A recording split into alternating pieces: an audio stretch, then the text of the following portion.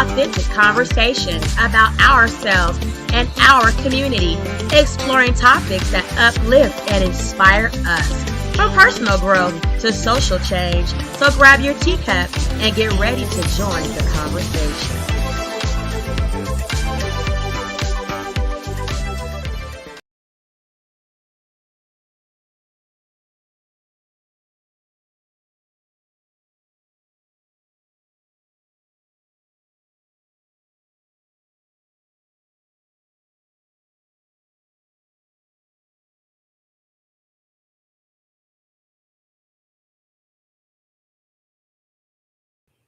That's what it is. That's what it is. I'm uh I'm concerned about, you know, why we are not using our instinctual internal understanding of who we are as human beings anymore. We are now all these actual things that people are putting labels on to say for, however they want to carry out um stranger things.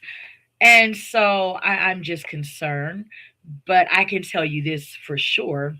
My children will always be understanding and informed of, the world in which that they live in and the world that is around them, so that they can know without being influenced by being shown the wrong thing first, and not being able to trust their instinctual, um you know natural effects and feelings of their true self. Okay, and I encourage everyone else to do the same. Because the people I was around, I didn't see no You didn't see infidelity yeah, none amongst of the that. LGBTQ, Yeah, but amongst the heterosexual yeah. women, they was. Now, Why do you think they was cheating with your friends? well, no, I have no idea. You never like asked her. Yeah, I have. Well, But what it was the like, response? I don't know why I did that. So this happened multiple times? Yeah, multiple times. Jeez. Multiple times. People that I How thought would you was, find out? Well, one lady, one of my exes, I called them under the bleach. Like, we was in a group home, and I called her and my best friend under the bleachers, and the act. What? Yeah, I called him in the act. What was your response? I was like, dude, really? Oh man, I ain't mean to, man. So you just slipped up and got up like, in the man, cootie cat. So I gave him a chance. I gave like a couple more. I'm like, man, How did the other ones? How did you find out any of the other ones? Well, like I said, we in a close. It's not a real close corner, but it's not hard to find out shit when Right. people, stab you in the back. Would you man, hear about it, or did Yeah, you? people would tell you. People Okay, tell me. so it was another incident where you like ran up on it type deal. No. One time I Okay. did, and a couple of times it was like, hey man, so and so, all this and that. So when I left DFAX, I was like, man, I didn't get in no relationship, period. But then I like started messing with me, Huh. Okay, so and it was like real emotions, real feelings involved. and this is with men. Yeah. Okay. Shoot, Okay. some of them did whatever I asked them to do. So were you like the more masculine one Yeah, or I'm whatever? on top. Okay, so you were the more masculine, and So he's saying he the one giving it. He ain't the one getting it. Now, I don't know how much I believe this guy. Chad said, what type of time this dude on? Yeah, we're trying to pour this tea and see. Um, that he can be the more.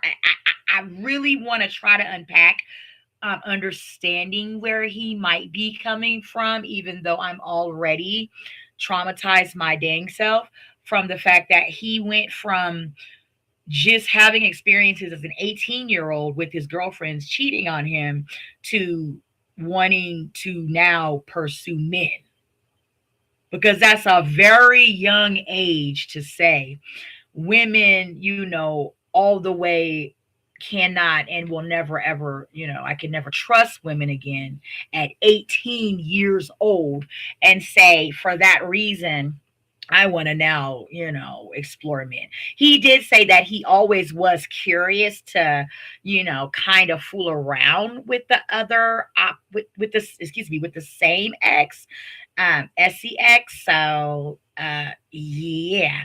But he's saying that he can be the more dominant one.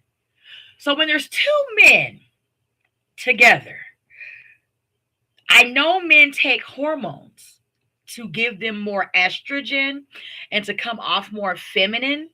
Can they completely extract their masculinity from their DNA to not express that any longer when they're dealing with their partner? Apparently, for this guy, they do.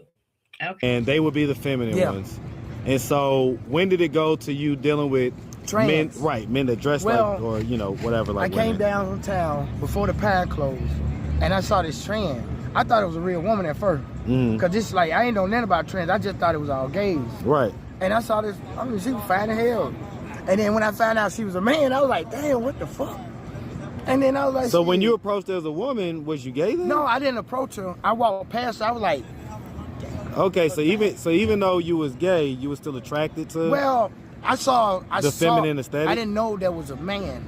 Right. But So then she you had the titties, right. the ass. That's what I'm saying. So you when was I still found out it was a man, I was like, I get Am I that, curious? but so what I I'm trying to did figure out was, is, okay, it sounds like you still had attraction, to women, right? but she had like a masculine look. Okay, so So you could tell. what I did type was, there's a place where all the transgender hang at. Okay. So I was like, shit. And then that's when I first had sex with a trans. And then I was like, then I got opened up to where trans are and how to talk to a trans. And I was like, shit. What's the difference? What's the difference between that and Well, gay okay. sex? They still have a masculine look, but it's soft. Okay. So I guess it's not like a real woman. You could tell the difference. Right. Okay. So now I'm like, I know, cause so that became like your preference. Or Yeah. whatever. Okay. Okay. So So real quick, let's just start from the beginning real quick. Where you from, man? I'm from Atlanta, You from here? West Side. I ain't gonna lie, I was hoping you wouldn't say that. No, I'm from Atlanta, but okay, I ain't mad really at doesn't it. matter where you from. Now, why would he be hoping that he wouldn't say that he's from Atlanta? Atlanta is one of the meccas for this type of behavior. Okay, this is the home of it. It started in San Francisco, I believe. Like the big gay culture came from San Fran, and then kind of pivoted to like New York, and then down to Atlanta, and I believe Texas as well. Okay, so why wouldn't Marcus, the interviewer, believe that he wouldn't be from Atlanta? Atlanta is the hub for this type of hubba bubba. Okay. Like and subscribe. Become a Tea Talk Triber today. You're going to love it here. Please drop your teacups in the chat. Let me know where you stand on this commentary from this black man saying that because he got cheated on a lot as a teenager, it made him go from straight to gay. Chad says, everyone know how gay TL get down. Okay, you heard me. It's just that more people are open here. Yeah, that's why that's what I was about to say. A lot of people move here, who feel and live this lifestyle. A lot of people move here because they know that they'll be more accepted here versus And probably in their I got hometown more or friends whatever. being who I am, and ain't nobody like, oh man, you with this. Yeah, no, listen, one thing about it, man, we appreciate authenticity no matter what. So that's why people like Shamar are famous and stuff like that, because he's just being himself. Yeah. Right? And so, hey, man, most people can appreciate a real, authentic person no matter what they got going on versus some phony. You know what I'm saying? Nobody don't like that phony shit. No. Okay, so you grew up here in Atlanta. Well, I'm born here in Atlanta. You born here in Atlanta. Yes. Where'd you grow up at? Well, I was born in Dixie Hill. Okay. On the sofa. Didn't make it to the hospital. Okay. And I raised up in defects. Why, did you ever get explanation as to why your parents didn't raise you or whatever? Well, my mother was on drugs. My dad had left, and then my mama got hooked on drugs. So I thought she was giving us away, but as I got older, I figured out why. What age do you remember this, or were you told this? Okay, so now he's giving us more content. To understand why he was misguided and misunderstood about his sexuality. He really didn't have, any type of example, foster homes and things like that. He just didn't get any type of real examples. Who knows? This young man may have been fondled. Unfortunately, those things do happen in circumstances like that. Our defect system is fucked. So, unfortunately, this young black man just really went down through there. As I said, though, instinctually, just from an experience of women that were unfaithful, that turns you to now wanting men. I'm not really quite believing that theory. I think, like he said, he was always curious, and he just got, to the point where, okay, pressure bust pipes. Now it's time for my pipe to bust some pressure. Oh, so this happened happened into childhood. You knew your mom. You grew up with your mom. I know who she is. She just passed April 10th. Man, that's around the same time that 3 days after my birthday. And that's April, it sounds like, is when you also became homeless. Yeah. I became homeless at the end of January, February, March. And that's when I stopped smoking also. So right now I'm 8 months clean. Okay, I'm to my heart or whatever? Yeah. Okay. All right. So we picking up on some, extracurricular activities with this fellow as well. So we do know that extracurricular activities, I'm not going to say DRUGS on my YouTube channel because we are working on, keeping this channel as clean as possible. Okay. Nonetheless, we're going to talk about the T's that need to be talked about. Those things can definitely alter your mind and put you in a euphoric state to where you'll dang near do anything for them.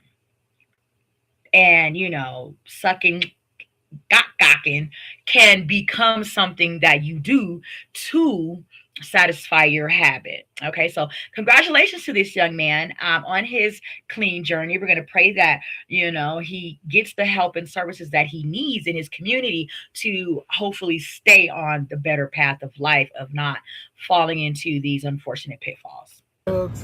Marijuana. When did you start smoking hard? I was 21 or 22. What made you start doing that? Well, I was dating this older woman, and she put it in a cigarette. Ooh, did she tell rolled you? It up. No, nope. That is the way they get you.